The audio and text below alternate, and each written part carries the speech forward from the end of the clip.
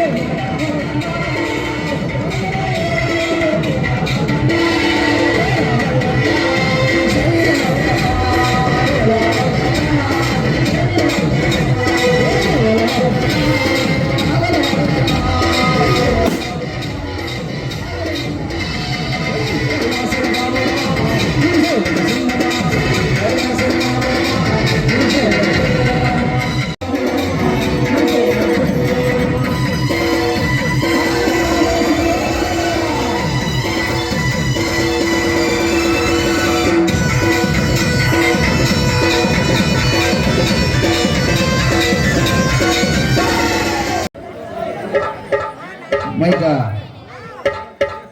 బాబా mic అంటే పంపించింది sir